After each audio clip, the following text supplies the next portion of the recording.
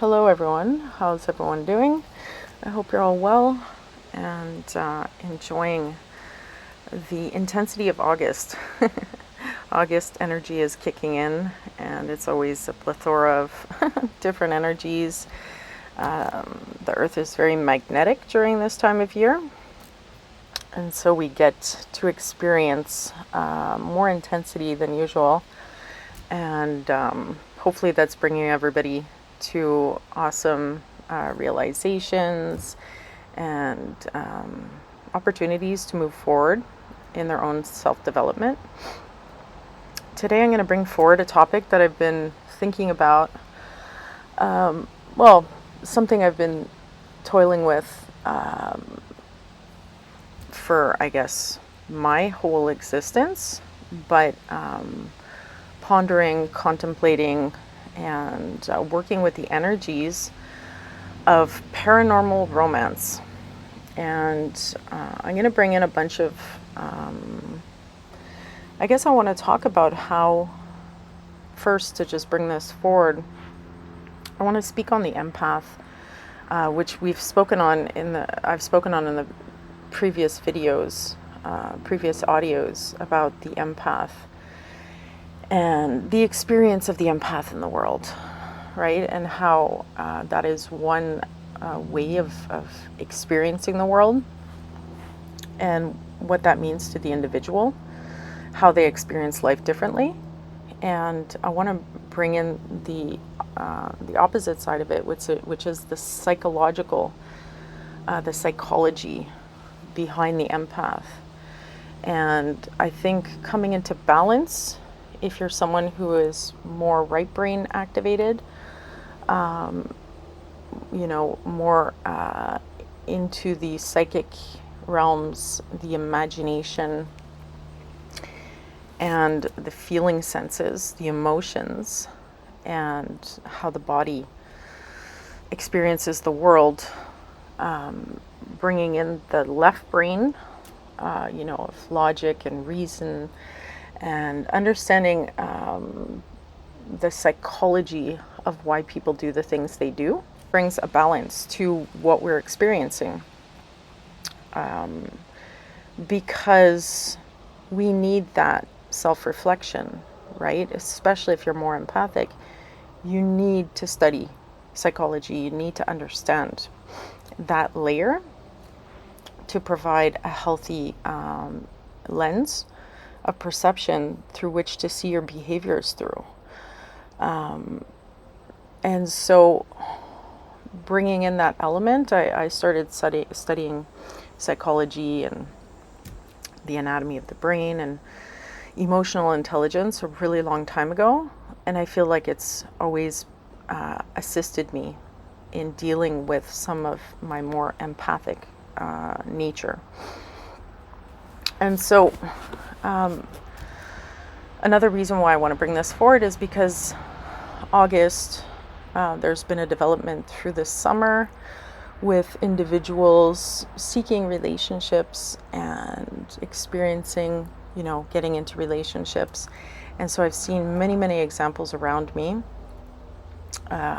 just come forward from all these different places and people on the topic of romance and relationships and what they're experiencing, right? And some of the challenges. Relationships are, in my opinion, the most challenging aspect of life, because they connect to, I think, the deepest parts of self. We all need relationships to grow, because they engage us in a way where we can actually begin to do the personal development work, the work on the self-gnosis. And so from an empathic perspective, for me, the paranormal romance, or even the word romance here, I could interchange that with relationships, just paranormal experiences through relationships, comes in through gate 51, and that's within the gene key system, and it's in my sphere of attraction. So the energy with relationships for me, understanding myself, my own psychology, and using these different systems. I'm working with going from agitation to initiative to awakening. And so I encounter that energy in my relationships throughout my life. It's been intense. So if you're looking at your Western, your Hellenistic chart, you want to look at Pluto and where Pluto is located. I'd say the first, fourth, fifth, seventh, eighth, and I guess potentially the 10th and the 12th. Basically, looking at your Pluto placement also will shine a light on where, if it's in the 7th house or the 4th house or the 8th, I think primarily, and the first, you're going to experience an intensity, this movement of transformation, these opportunities of transformation in relationships as more intense, right? More intensely than others. And people will be attracted to you for the purpose of transformation. And you will go through massive transformation as, when you're attracted to someone else. And so you could look at Pluto. You also want to look at Neptune. I think Neptune in the 5th is really important here. But Neptune in the 7th, the 8th or the 1st as well, can really provide a lot of challenges with relationships in dealing with what I'd say is like this paranormal, extrasensory stuff. And so in order to stay in balance, right, we have to understand the psychology. And the psychology behind paranormal romance, in my opinion, is basically we have to look at the wounding of the individual. We have to look at the personality complexes, and we have to understand where they have blocks with intimacy.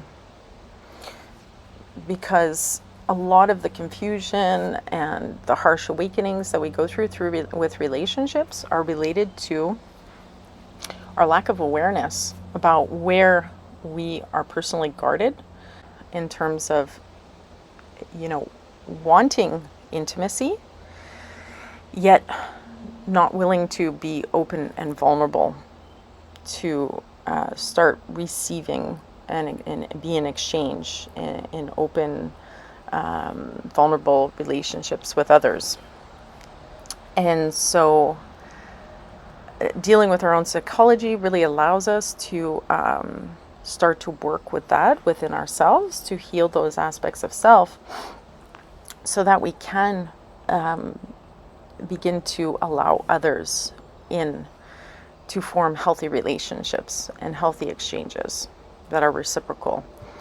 And the less work we do on ourselves, the more we encounter these paranormal experiences, the more we encounter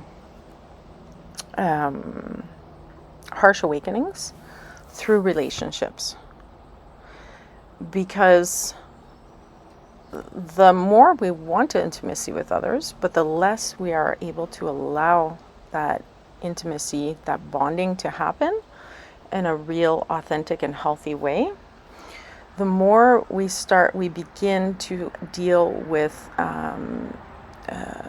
mental constructs based on illusion.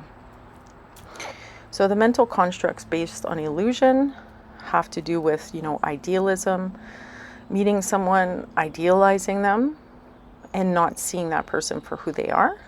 And the reason why we don't see them for who they are is because we don't actually let them in. We don't actually allow ourselves to be intimate on a psychological level, emotional level, physical level aside, right? We're talking about just the mental and emotional. Then the less we can see them for who they are, right? So we start building up a relationship with our illusions, with our fantasies, with our ideals of who that person is. So, and we end up having false relationships, right?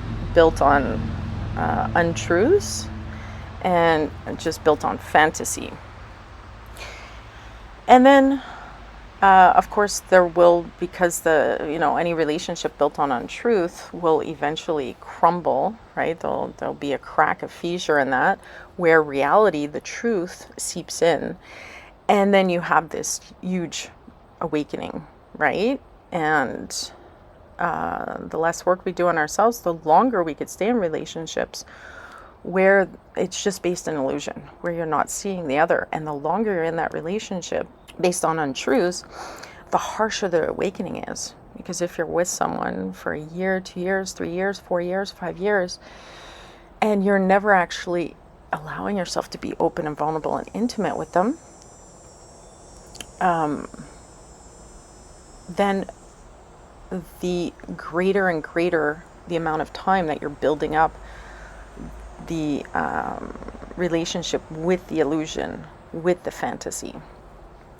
And so when that cracks open, it could be very harsh, right? It's like you've invested so much time in something that was untrue. So understanding our psychology, understanding the psychology of the empath allows for healthy development, personal development in that arena regarding relationships. Empaths, because they tend to take in information differently, that feeds their perception of the world.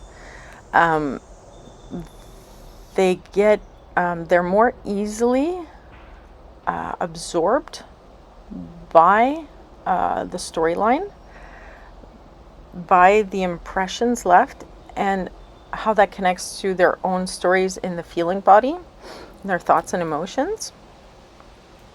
And so the easier, I believe, it is for empathic people to,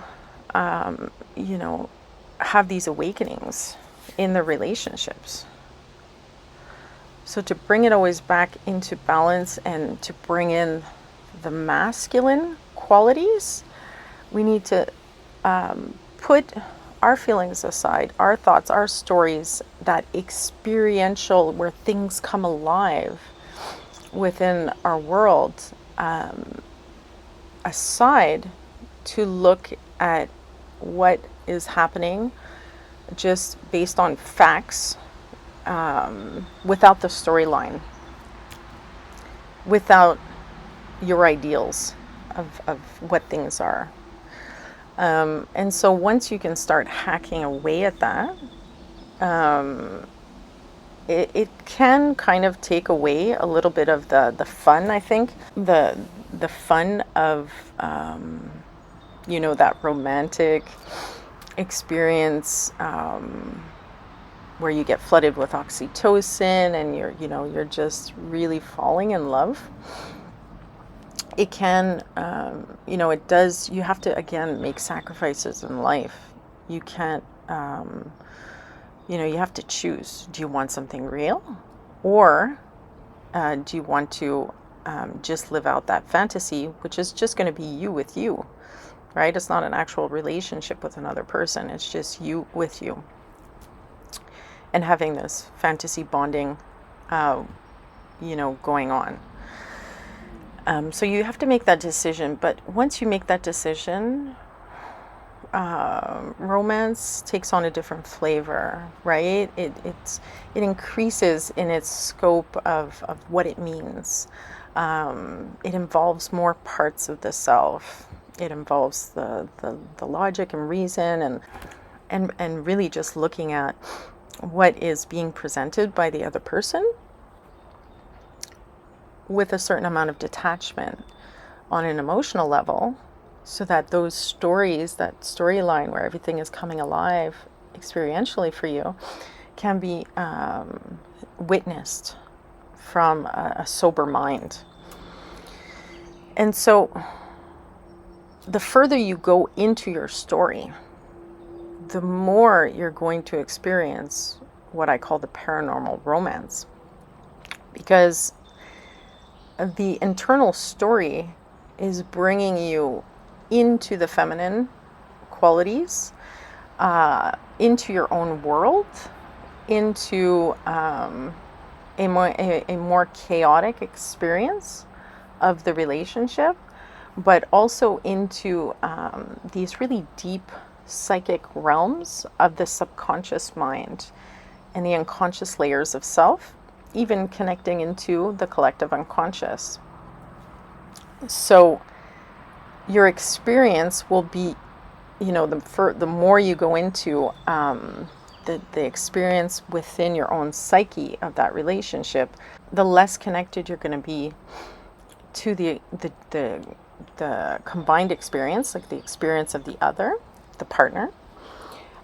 It's really this kind of individual going into the self, and you'll feel how you're getting images from the subconscious mind.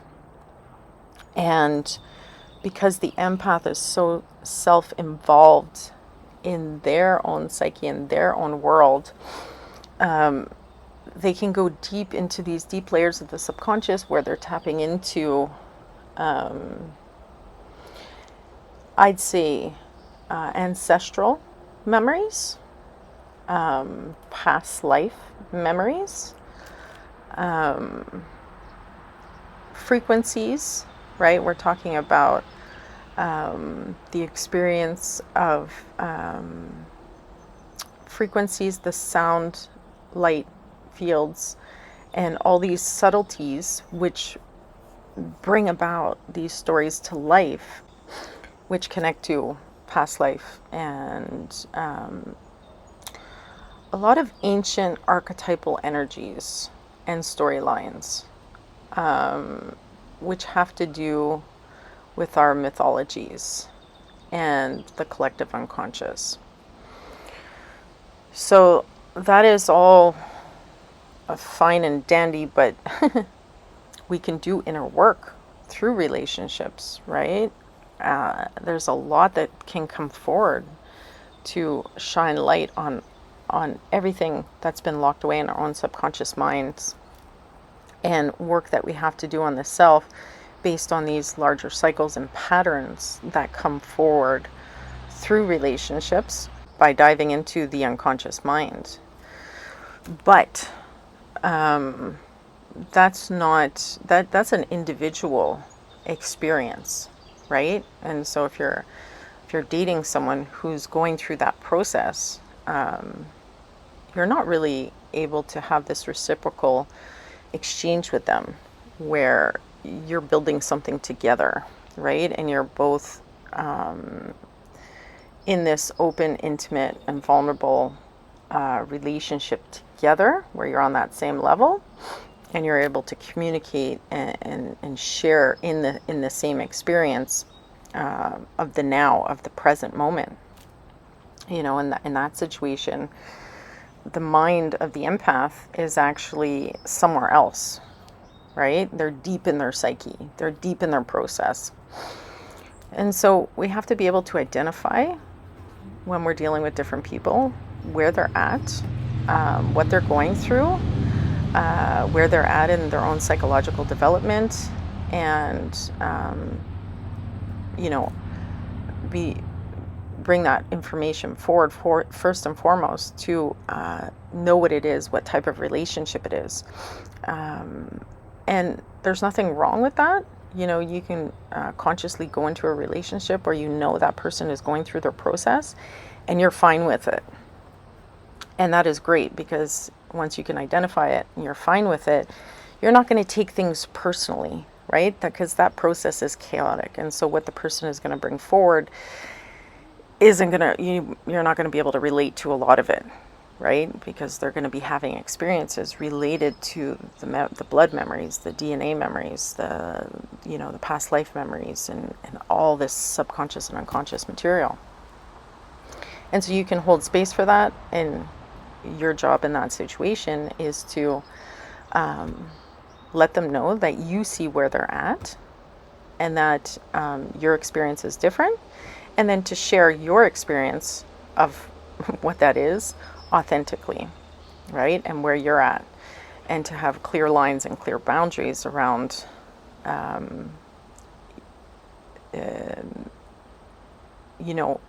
I guess separating the experiences and explaining them to each other, so that there's no weird enmeshment, right, happening between the two individuals, so that you limit the amount of illusion and delusion that can be brought into the relationship.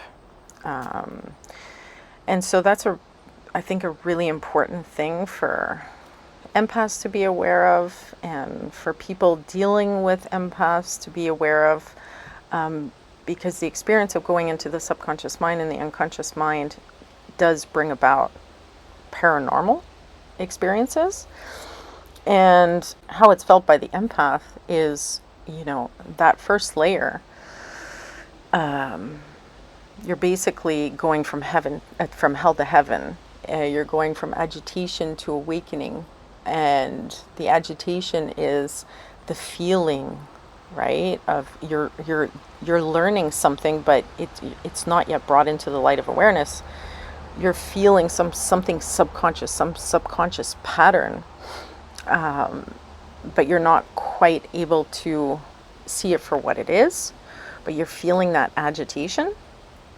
And in that agitation, you dive into the psyche. You have all of this, emotional experience come through, this physical experience that brings things to life from the subconscious mind and projects that out into this world. That is, it helps you tap into the premateria, right? It's like you're sensing the world from this very primal space. And then as that information comes forward, boom, you are surprised, or you're brought into this shock with what it is you are uncovering about yourself. And then you move into initiative, right, or initiation with it, with the information that's being brought forward. That comes in, and the Platonic energy is always a shocking energy that allows you to move into awakening, right? And that's where the individual has to really do the work on themselves to go through the alchemical process, and separate the false aspects of self, and really bring forward the essence, right? Without all the trauma, without all these storylines from the ancestors, from past lives, from their own psyche, their own conditioning and patterning forward, to then be able to be in this world and of this world in a healthier place. So it is a very intense experience, because it is, I think, the most shocking and quickest way to move material from the subconscious mind into the conscious awareness. And so being aware, right, knowing yourself and being aware of yourself is such an important part of this process, because you can then communicate that to your partner. And you can also see others, right? The more you understand yourself, the more you can understand where others are at. So all of that is information that can inform the relationship in a healthy way.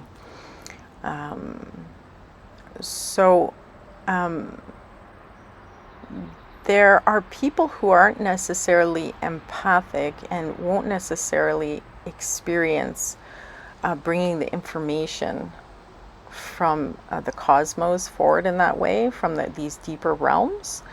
But they will still experience forms of illusion and fantasy around the relationships that prevent them from actually accessing intimacy, true intimacy, within their relationships. So this isn't just for empaths, this is really for everyone. Especially in the world of, we live in a world where everyone is disconnected. There's a lot more separation after 2020. People kind of went into, isolation, and they got comfortable in that space, and then coming back out, it kind of feels like everything agitates, and people don't want to get close. There's a greater movement towards individuation in general within this larger cycle, these larger cycles that we're living in. And so the process is naturally moved inwards for everybody. And so this applies to everyone. But how things can show up for anyone is, having a feeling, having an ideal, a fantasy about a relationship, or, some projection about what you want to experience, but not wanting to open up again. Then you start building you start bonding with the fantasy versus the reality. And you could do this in different ways. If you bond with your illusions, your ideals about a person, the more disconnected you become from who they are, right? And the greater the connection to the fantasy. And then it becomes very controlling, because you're no longer in relationship with a person, you're in a relationship with a fantasy. And so all the behavior becomes oriented towards controlling the exchanges to fit the fantasy, right? So it's like completely disregarding who the other person is, and really just, trying to maintain that illusion in that fantasy. So anytime the person steps outside of what isn't included within your fantasy of them, there's a behavior that seeks to control that person, to push them back into the constructs of your fantasy. And so that's obviously a very unhealthy approach, right, to relationships. And again, the remedy for that is, being strong enough, being stoic enough to confront reality and confront other people for who they are, right? What is more important, your fantasy, or, respecting humans, and, honoring where people are at, and having real and true relationships based on the reality of what other people are sharing with you, versus just maintaining your astral constructs of what it is you want to experience with them. It's quite selfish, actually. So things like infatuation and limerence, and just becoming obsessed with people falls into this category. It's not actually a real relationship. It's a relationship with an illusion or a fantasy. And there's quite a harsh awakening that happens for those experiences as well, because eventually, if it's a castle built with sand, it's a sandcastle, it's going to come apart. The only thing that is solid in this world is what's based on truth, and having the eyes and the inner strength, the emotional intelligence to confront that, and to be present with it, and to choose that over the desires of just having that hit of oxytocin, and the high of being infatuated and obsessed with someone. And then the other aspect which I think is worth mentioning, is the fantasy bonding that happens around these conditioned patterns that we've learned through childhood, where people rush into relationships, and the fantasy is held together, like the fantasy of a real relationship, when it's not, is held together because two people, quickly jump into routines and rituals and habits with each other that appear to be a relationship, right? Because a real relationship is actual,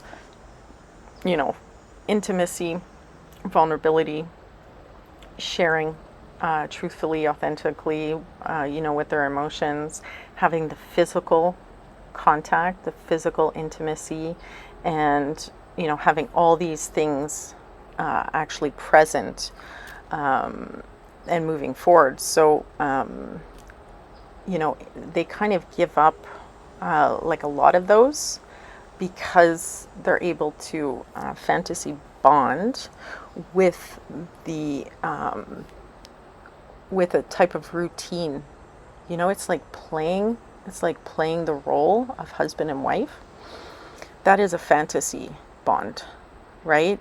Because you can quickly jump into a relationship, you sleep in the same bed, you wake up, you have breakfast together, you're managing your life, you're playing husband and wife, and you're cooking for your husband, and he's doing things for you, and but really there's no substance to the relationship. There's no real intimacy, real connection with the relationship. It's not a relationship, right? Again, it's fantasy bonding, and it's living an illusion of a relationship. It's like living the shadow of a relationship without really having the relationship. So people that have Neptune in the 5th house, I've seen this happen.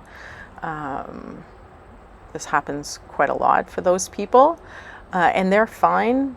A lot of people just don't want to do the inner work, and they prefer to just hold on to these fantasies as this kind of egregor that feeds some sort of fulfillment to a desire that isn't actually real in their real life, and they're okay just having that rather than doing the work, doing the real work to be in a relationship.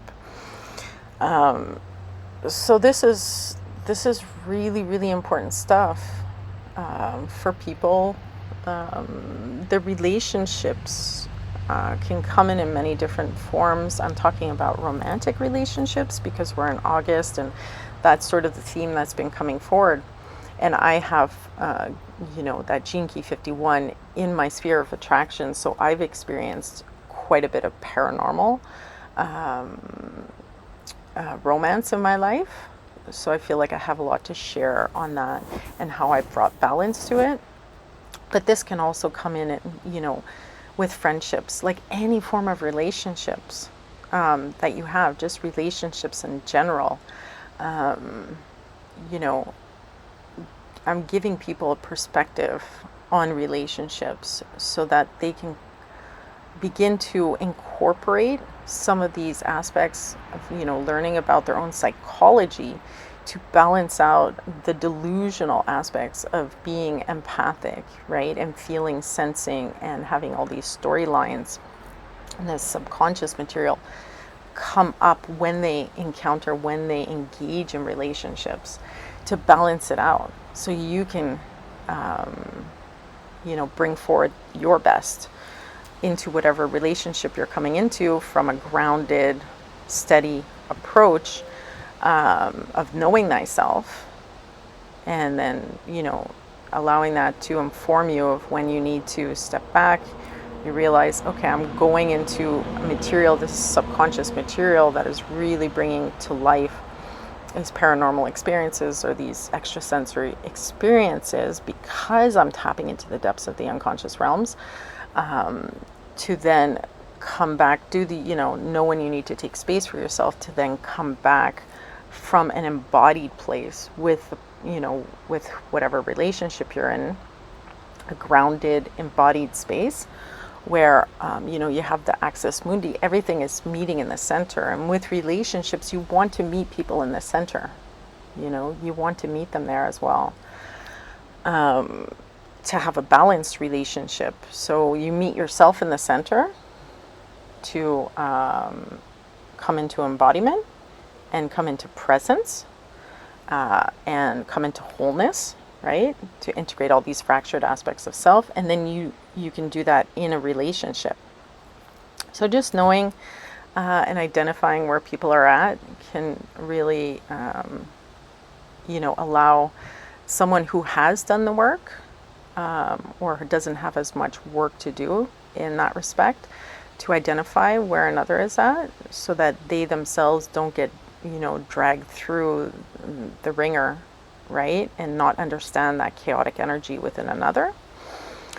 And then for people who are going through this really deep inner process, right, of integration and of more of this psychic experience of life, to clearly see where they're at vis-a-vis other people, so that they can then contain that experience and present as much as possible to the other where they are, rather than it being dragging the other into their storyline, right? Into their fantasy world, which then will just break up the relationship. You want it to be, okay, I'm having this experience, but the other isn't. And I'm having this experience because I am in this process, and the other isn't in the same process, right? Because we don't want to, again, bring in all these main characters into our empathic, the depths of, because when these stories come up, when we're tapping into the subconscious mind, it really becomes real. Like, we are experiencing our past life, for example. We are experiencing that ancestral, the stories that happen, the mythologies. And so, again, the healthy way of processing all this information is just to know, okay, this is normal, but I need to contain it. And I'm not going to drag every other person into my storyline, because it's not their experience. So having that clear boundaries, right? It comes back down again, the empath, it's the clear boundaries. So I think that pretty much wraps it up. I'm sure I have tons of other things I could share on it, but I want to keep these messages as short as possible. And I'll just add in here that a lot of the material online regarding like the New Age kind of information that's being pushed out really supports people in, it facilitates, it enables the development, the increased fantasy bonding, the increased bonding to the astral realms, the unconscious, the subconscious, rather than reality. So that's also something that people should be aware of with the New Age movement, and where a lot of these people are at in terms of just enabling the disconnection from self, the disconnection from reality, the disconnection from coming into balance in that center point with everything that they are experiencing. And you don't want to, in my opinion, be putting out material that will allow people to disconnect further from reality. So that's something that, observers and people really connecting to information online in the New Age community have to be aware of, that it is promoting a disconnection from reality. Really, I say everything boils down to experience.